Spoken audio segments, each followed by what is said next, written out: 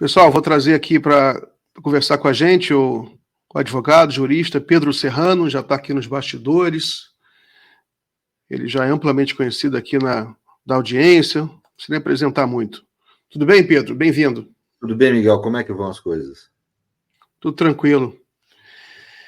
Pedro, um assunto que a gente não pode fugir é a questão lá do Sérgio Moro. Na semana passada houve a decisão, enfim, do TSE de mantê-lo no cargo de senador. Eu queria saber a sua avaliação sobre essa decisão, o que significa isso também politicamente. O que você acha?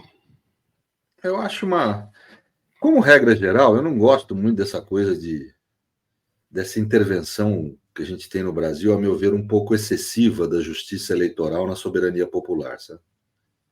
Acho que é um ajuste. A democracia nossa é muito jovem, né? E ela precisa de vários ajustes, inclusive mais drásticos do que esse que eu estou falando aqui agora, né? Mas certamente um ajuste que a gente precisaria ter era um melhor equilíbrio entre os limites de participação nos pleitos e a soberania popular. Toda vez que você tira um sujeito de um cargo, você está restringindo a soberania popular. Isso é muito pesado, é algo que tem que ser visto com muita cautela.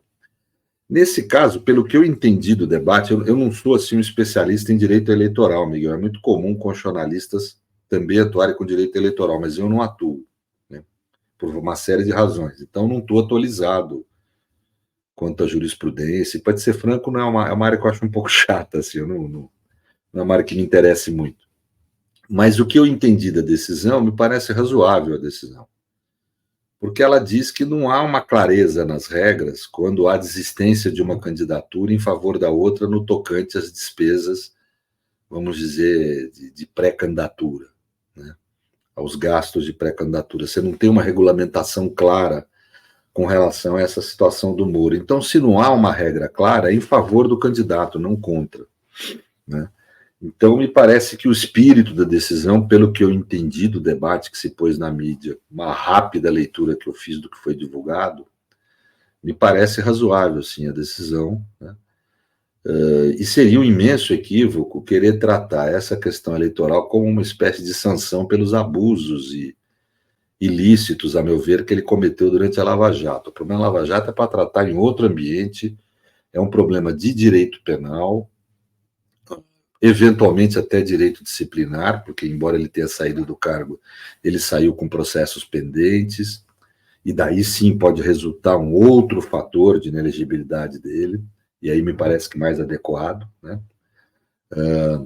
Mas, em suma, não é um assunto, Lava Jato não é tema desse debate. Esse tema desse debate é a questão das despesas lá, que ele fez inicialmente como pré-candidato a presidente da República, depois como pré-candidato a senador. Essa que é a questão que está em pauta. E veja que a decisão foi unânime, quer dizer, a probabilidade de haver erro aí é remota, porque uma adesão unânime dos ministros. Pedro, eu até conversei com o Cacá aqui recentemente, né? A gente fez uma consideração que a presença, a atuação muito intensa do judiciário na política brasileira, ora de um lado, ora para o outro, acabou meio que acostumando as pessoas, a cidadania, né, a procurar muita solução no judiciário, né? Estava até falando com o Cacá, o Cacá até concordou, e que no momento você tem, dentro da própria esquerda, uma certa ansiedade para que o judiciário resolva problemas que só a política, em última instância, vai resolver, né? O que você acha dessa ponderação? Você acha que a gente tem que tomar cuidado com isso? Você sabe, Miguel, que esse é um grande tema de debate no direito constitucional contemporâneo. O pós-guerra, ele trouxe as chamadas constituições rígidas do pós-guerra, que é lógico o que era. Na Europa da primeira metade do século XX, você tinha o que alguns autores costumam chamar de Estado legislado de direito. O que quer dizer isso? Um tipo de modelo jurídico de Estado em que as normas constitucionais estão no mesmo patamar hierárquico das normas ordinárias, das normas comuns. Então, cabe ao legislativo mudar livremente direitos, etc., a hora que quiser. Ou seja, a decisão política era livre. Havia, portanto, uma forte presença majoritária na questão dos direitos. Isso se deu por um momento histórico. O começo do século XX é quando se afirma a democracia universal. A democracia criada pelas revoluções, a francesa, americana e inglesa, são democracias literalmente burguesas mesmo, porque quem era o cidadão pleno era o homem branco dotado de patrimônio ou renda. Mulheres só podiam exercer seus direitos através dos maridos, não podiam votar. Trabalhadores também não, analfabetos também não. Os negros, nem seres humanos plenos eram considerados. Nos Estados Unidos, você tinha muitos estados considerando o negro 3/4 humano. Aqui no Brasil, na época do escravismo, o negro era considerado um semovente, que é que nem gado. Né? Ou seja, uma democracia de poucos mesmo. No século XX, isso muda. Começa com 1848, as Jornadas de Junho de Paris, onde os trabalhadores se afirmam como agentes políticos, embora tenham sido massacrados por Louis Bonaparte nas suas manifestações, pela polícia de Louis Bonaparte. Mas isso vem gerar, décadas depois da Comuna de Paris, exceto o direito à voto, e com o direito à voto dos trabalhadores, eles passam a adquirir direitos materiais, passam a ter mais poder. A mesma coisa as mulheres, os sufragistas e os negros e etc. Então, era um momento de um certo encantamento com a democracia universal. Nunca na história humana tinha se tido um sistema onde todo mundo tinha a possibilidade de ter representantes na decisão política. Então, era um momento em que se acreditava que a decisão política deveria ser livre, porque como ela era adotada pela maioria real da sociedade, ela necessariamente seria justa, seria adequada face aos direitos humanos. E a realidade é que a democracia acabou levando à ascensão do nazifascismo. Isso traz um nó na cabeça do sujeito ocidental. Traz um nó na cabeça. Quer dizer, você vê a ciência sendo usada para... que era também outro patamar de acesso à verdade universal que se considerava. A ciência sendo usada para matar milhares de pessoas em campo de concentração, e a democracia foi o mecanismo de ascensão ao poder dessa forma bárbara de exercício do poder político, de regime político. Então, o pós-guerra ele foi um sair atrás, por parte de todas as humanidades, atrás de soluções para entender o porquê que em sociedades avançadas como a Alemanha e a Itália, um regime totalitário tão perverso tinha ascendido ao poder, e tentar encontrar mecanismos para que isso não voltasse a acontecer. No campo do direito, a maior resposta foram as condições rígidas do pós-guerra, ou seja, limites à adesão política. A adesão política ela não pode ser livre ao ponto de se contrariar direitos de liberdade e deixar de se executar direitos sociais mínimos. Pelo menos isso numa Constituição rígida. Se encontrar outras normas que podem constar de uma Constituição rígida. O que é Constituição rígida? É uma Constituição que é hierarquicamente superior às leis. Só que aí gera um problema. Como é que você garante essa hierarquia superior? Você tem que possibilitar anular uma lei que está contrária à Constituição. Aí surge o controle de constitucionalidade. Então, veja, é um momento histórico importante, porque surge o conceito de democracia constitucional.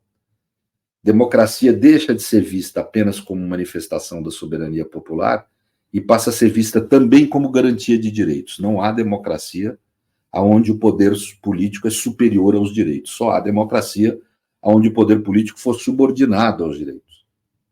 Então, esse é um avanço ideológico, eu diria, muito importante, um avanço grande. Mas que gera um problema, que é você ter o judiciário extremamente empoderado. Então, há um grande debate hoje no mundo da teoria constitucional sobre essa questão do poder, às vezes, excessivo do judiciário. Alguns autores canadenses chamam isso de juristocracia. O Canadá mesmo adotou um modelo de soft review, em que o parlamento pode anular uma decisão de inconstitucionalidade da Corte Constitucional. A Corte Constitucional decreta a lei inconstitucional, mas o parlamento pode anular essa decisão. Tem todo um debate. Autores importantes do direito, como Jeremy Waldron, por exemplo, defendem que a defesa do direito deve se dar na política e não no judiciário. Há uma total ceticismo em relação à jurisdição, posição que eu não compartilho, mas que existe aí, é debatido com seriedade no mundo jurídico. Ou seja, nós temos aí um grande debate sobre essa questão. Novas questões surgem. O judiciário não tem condição, às vezes, de se atualizar com relação aos avanços, ou tem que ter abertura para se atualizar em relação aos avanços da ciência, da técnica, do que vai se conhecendo. Então surge um fenômeno que nós chamamos de proceduralização, que é a necessidade de você protrair no tempo decisões. Às vezes você tem questões de divergência político, moral, ideológica na sociedade que, tudo bem, não interessa que haja um lado perdedor para você manter a unidade social. Então, existe a possibilidade de acordo no controle de constitucionalidade. E existe um grande questionamento em relação ao papel da jurisdição.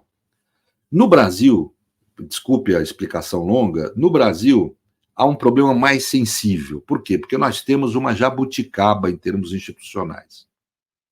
Os dois grandes modelos de controle constitucional, que é o que determina o poder do judiciário no sistema, é o modelo europeu, de um lado, em que há controle político de constitucionalidade. A Corte Constitucional, que não é pertencente a nenhum dos poderes de Estado, controla a constitucionalidade de atos dos três poderes de Estado. Mas ela não é pertencente a nenhum dos poderes de Estado. E aí ela pode anular uma lei, um ato administrativo do Executivo, ou mesmo uma decisão judicial, por ser inconstitucional. E ela faz isso em abstrato, por isso que chama controle político. Não há necessidade de haver um caso concreto. O cidadão vai lá e provoca a ação da Suprema Corte. Da Corte Constitucional. No judiciário americano é o sistema do Judicial Review. Num caso concreto, Miguel contra Pedro, a Suprema Corte declara uma lei como inconstitucional, não anula a lei, mas como há um sistema de precedentes, acaba aquilo vinculando os tribunais inferiores e a lei é considerada inconstitucional de forma universal, embora não possa anular. Um poder não pode anular ato do outro poder. Nós aqui resolvemos fazer um mix. Nós fizemos um mix na estrutura de Estado e fizemos um mix no regime político. O mix na estrutura de Estado é que cabe ao judiciário realizar o controle político de constitucionalidade. Portanto, o judiciário pode anular ato dos outros poderes em abstratos. Isso não existe em outro lugar do mundo. Aliás, somos o único país do mundo em que um ministro isolado pode determinar a suspensão de efeitos de uma lei. Uma lei, ou até de uma emenda constitucional, aprovada por 3/5 do parlamento. Não há outro lugar do mundo em que se possa fazer isso. O judiciário tenha tanto poder. Né? Então, o que nós temos no Brasil é uma disfunção que vem da Constituição. Temos um outro problema também, que esse mesma salada, esse mesmo mix, nós quisemos fazer no regime político. Nós não somos nem um presidencialismo puro, nem um parlamentarismo puro. Nós temos, por exemplo, lei de diretrizes orçamentárias, que é algo típico do regime parlamentarista. Ou seja, nós não fizemos, nós quisemos criar coisas através de misturar modelos em vez de optar por um modelo. Isso criou disfunções. O nosso judiciário, o problema que nós temos da intervenção do judiciário na soberania popular, ele é mais sensível que em outros países. E é um problema mundial isso. Já é um problema mundial. Mas hoje nós temos um problema até mais sensível que os outros países. Então, veja que nós temos, o que você fala é absolutamente correto. Nós temos que repensar a nossa estrutura constitucional para resgatar a figura da soberania popular. E um dos aspectos, não é o único, um dos aspectos é a justiça eleitoral, esse papel, às vezes, excessivo que ela tem de controlar a possibilidade de participar no pleito. E aqui eu tenho que dizer, eu sei que é antipático, mas, por exemplo, a lei do ficha limpa. Né? Pô, o sujeito tem uma decisão de uma corte, de um tribunal, e é o suficiente para impedir ele de exercer a capacidade eleitoral passiva, que é o direito de cidadania fundamental. Né? Isso não existe muito em outros países, quer dizer, a maioria dos países o sujeito pode ser eleito preso. Né? Então, nós temos realmente um problema nessa questão. Agora, muito difícil de debater hoje em dia, porque a extrema-direita, e é clássico isso na extrema-direita. Carl Schmitt, por exemplo, quando pensou o Estado totalitário, fez isso. Pega lá o Crise da Democracia Parlamentar, ele faz uma série de críticas corretas à democracia liberal e à democracia parlamentar. Só que, em vez de fazer essas críticas para melhorar a democracia, ele faz para destruí-la. A extrema-direita hoje usa a mesma estratégia. Ele pega essas questões que são questões corretas e que deveriam ser debatidas num certo nível, né, no sentido de melhorar a nossa democracia, que é uma democracia nascente ainda, tem pouquíssimo tempo de existência, e eles usam isso para querer destruir a democracia. Então, a gente ainda tem esse problema que também não é só no Brasil, é no mundo hoje. O crescimento da extrema-direita leva à produção de críticas contra a democracia, não para melhorá-la, mas para destruí-la. Então, ou seja, nós estamos num momento muito delicado, mas esse tema que você levanta é relevantíssimo. Pedro. Ocupe o tempo. Porque... Não, tudo bem. É porque, talvez seja porque a democracia é um regime imperfeito por natureza, com algumas contradições que talvez sejam insolúveis, né? Inclusive a relação do judiciário com o executivo, ou do judiciário com a própria justiça, né? Por exemplo, a questão do STF. Mas eu lembro que quando a gente discutiu o STF, já há um tempo lá do Mensalão, Lava Jato, uma crítica que a gente levantava sobre o duplo poder do STF de ser um tribunal penal de última instância e um tribunal constitucional, e que o americano seria apenas constitucional, né? Não tem modelo no mundo assim. Nenhuma coisa. Seria o mais poderoso do mundo, não haveria nenhum STF, né, que a gente... Não teria nada, né? O Canutilho, eu lembro que um jurista português, sim, José Canutilho, veio ao Brasil e falou: o STF é o mais poderoso do mundo, o STF do Brasil é o mais poderoso do mundo. Ele tem razão. Canutilho é um grande autor de direito constitucional. Os constitucionalistas têm consciência disso. Nós não temos um judiciário, não é só o STF, tem que também ter essa cautela. Nós não temos um sistema de justiça tão poderoso no mundo quanto o Brasil. É que ele nunca exerceu esse poder de forma plena. Tem exercido agora na redemocratização e na democracia brasileira. Né? Começou a exercer. E isso gera disfunções. Né?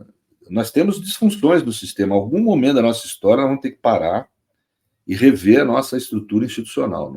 Não tenho a menor dúvida disso. Pedro, eu sei que não é a sua área, né, direito internacional, mas eu queria uma opinião sua como cidadão do mundo, né? A gente hoje,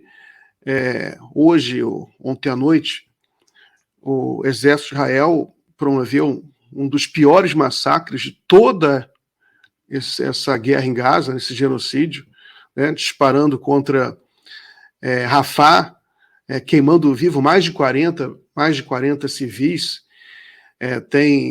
Até estava vendo aqui no Al Jazeera, mais um hospital destruído lá. Eu nem sabia que tinha um hospital ainda, vi agora que um dos últimos já foi destruído lá de Rafah mesmo.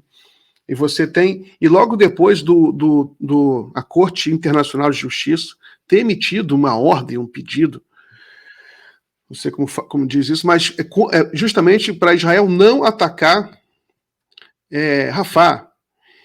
Então o mundo todo está aí, né, refém desse massacre online, exibido, né, em forma de streaming. Eu nunca na minha vida eu tinha testemunhado tanta crueldade, tanta brutalidade. E e você tem protestos já nas universidades americanas? Como é que você está vendo essa atuação de Israel e a pressão que se exerce sobre o direito internacional? Até, inclusive, o porta-voz do Congresso americano, Michael Johnson, ele veio a público para atacar, os Estados Unidos está atacando os tribunais internacionais, está atacando tanto a Corte Internacional de Justiça quanto...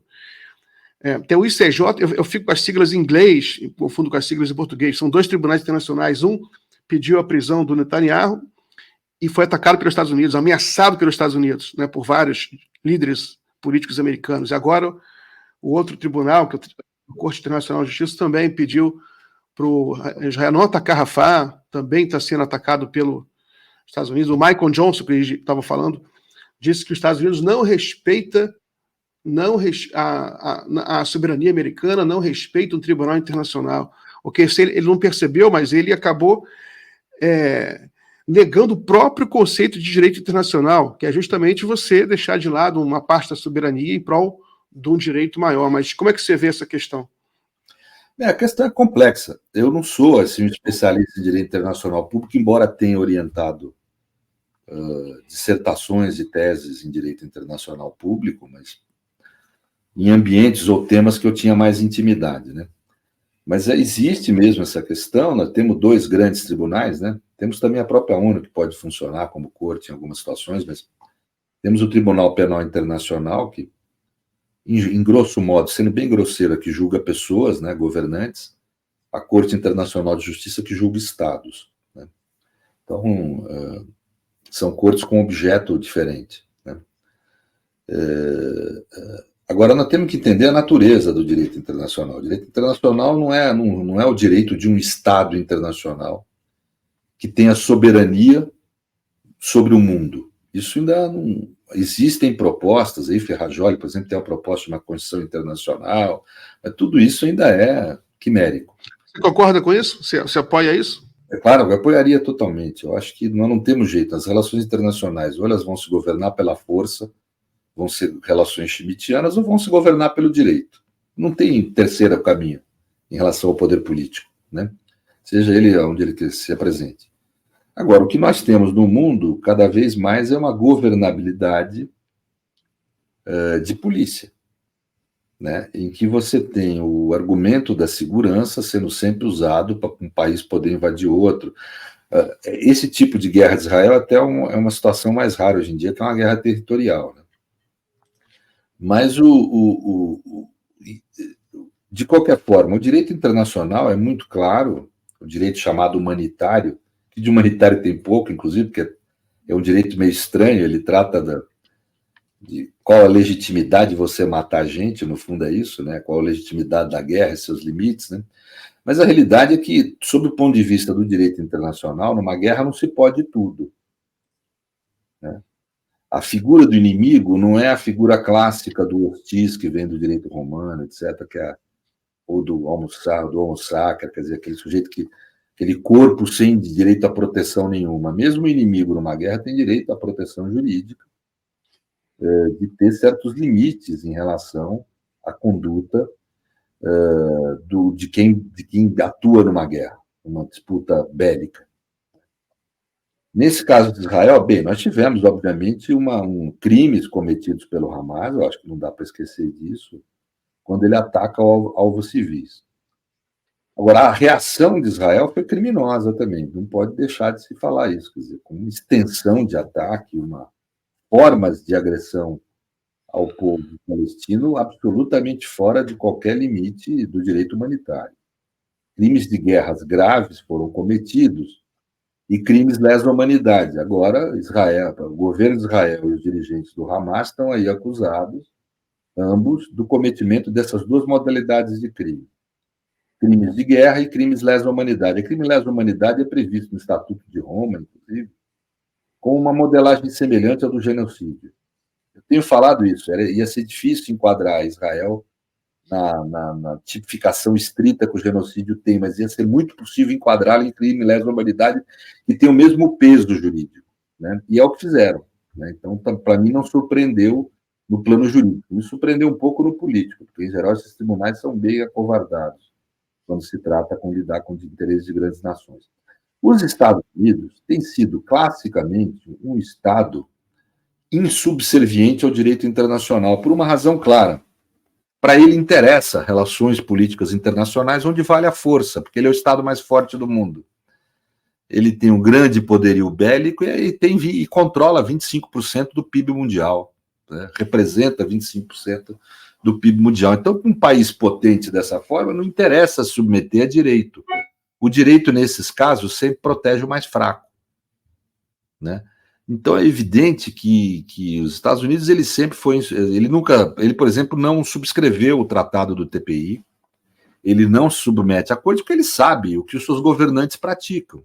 Manda matar gente com drone aí, entendeu? De forma absolutamente contrária ao direito humanitário, etc. Então, né? Tanto que uma das críticas corretas que se faz a esses tribunais internacionais, ao TPI, por exemplo, é nunca ter submetido um líder de grande potência à jurisdição do tribunal. Essa decisão agora, envolvendo Netanyahu, é algo raro, porque não é muito a postura do TPI, pega líder de país africano, país de terceiro mundo, né? Inclusive, ele falou numa entrevista que um dirigente europeu falou para ele esse tribunal é só para condenar dirigente africano e latino-americano. Mas é isso, quer dizer, então, por isso que eu falei que politicamente me surpreendeu a decisão do indiciamento, aí, vamos chamar entre aspas de indiciamento, da acusação contra os líderes aí. Né? Muito bem. Pedro, agora, o internacional ele não tem esse poder de coagir, mas ele tem cada vez mais um poder maior no plano moral político, de, vamos dizer, construir discursos negativos em relação à conduta de governos que acabam influindo na opinião mundial. Então, não é que ele não tenha poder, é que a natureza do poder dele é diferente de um Estado organizado, de um tribunal de um Estado soberano. É um poder diferente. Pedro, eu vou encerrar aqui o nosso bloco, tem outra convidada. Agradeço muito a sua participação. Sempre muito bom conversar contigo. Forte abraço, meu amigo. E até logo.